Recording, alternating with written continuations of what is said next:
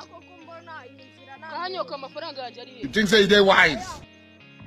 None tubuze ko ari amafaranga nzayakurekera ukayarya wenyine. Kubera iki mwebwe mwaranyibye muyazana hari kubera. Umva nkubwire.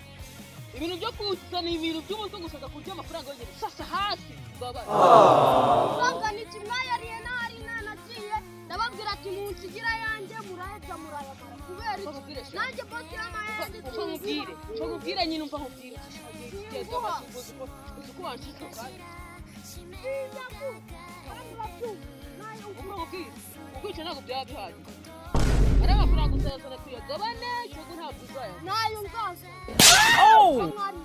Hanyuma se ubwo ngiye nkabahanera kurembera. Ukambwira yuko amafaranga yanjye muzayarya gutyo mukayaheza. Uzi kankubwire. Uva mwana we.